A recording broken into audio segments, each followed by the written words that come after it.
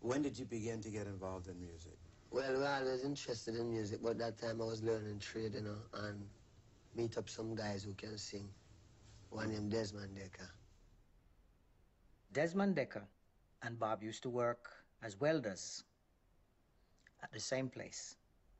Desmond Decker came down and I auditioned him and we recorded this song. And after he did that song, Robert wanted now to record.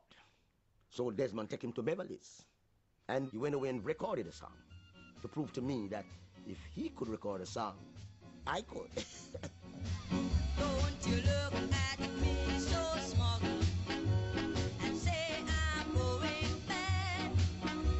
Who are you to judge me and the life that I live? I noticed his use of words in the songs. Judge Not, which was a revolutionary song defending his rights as an individual. It occurred to me, wow, this guy is really a good poet. Judge not before you judge yourself. After the recording, Leslie Kong wanted to change Bob's name because Robert Marley didn't sound so catchy and easy. So he wanted to call Bob Adam. Adam Marley. Bob wouldn't have it.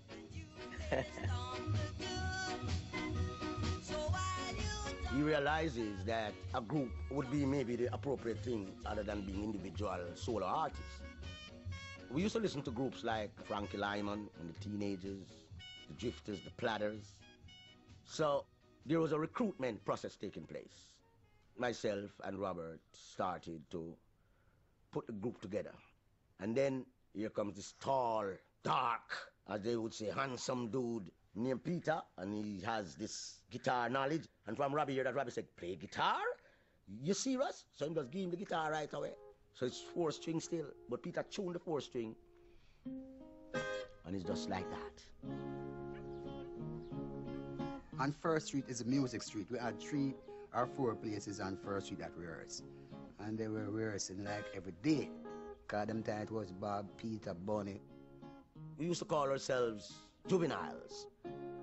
Brothers in the ghetto, where we used to go to rehearse, say, you come from a whaling environment where people always bawling and beg, you should be named the Whalers. This train, it is bound to glory.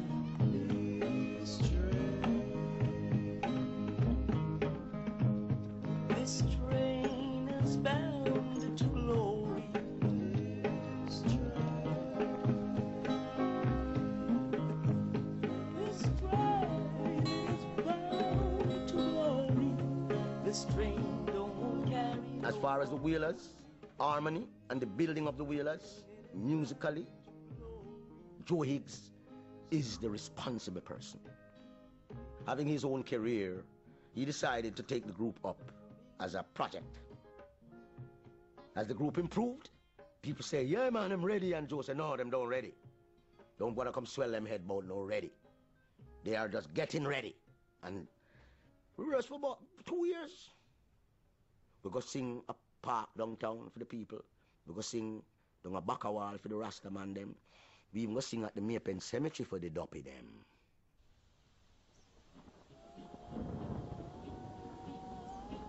His policy was that great stars sometimes get messed up when they get afraid, you know, when they get nervous on stage. So he said that if we went to the cemetery at, say, 2 o'clock in the morning and sang for those people, then we can't be afraid when we hit the stage. And we went with Joe, sat on the graves, played. Several times we do it until he thought we were brave enough now.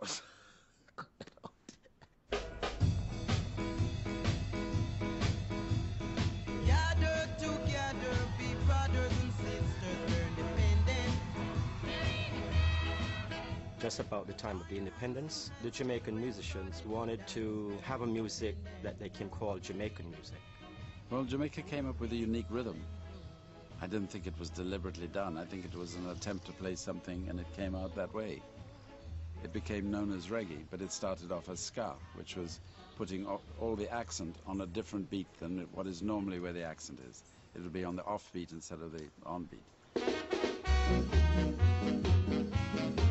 This got developed out of American music that we were exposed to, on top of our Jamaican indigenous music such as mento, calypso, kumina.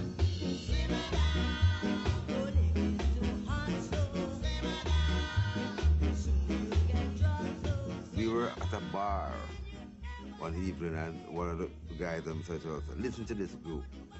And they punched the jukebox. And the song was called Simmer Down.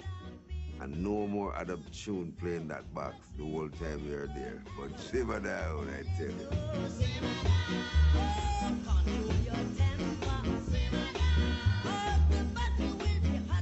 Simmer Down went straight into the #1 position.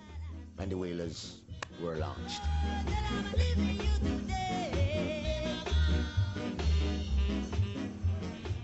What was it like working at Studio One? That's where you started in those days. Yeah, it was good, you know, because, you know, first experience within music, working with some good musician and trying to get the harmonies and everything. It was great. I heard you personally lived in the studio. Sometimes. You had Coxon made you a room out the back. Yes. Well, Coxon was a smart guy in that he has a ear for music, good music. He might not be an instrument player. He might not even know if the guitar is tuned. But he knows when the sound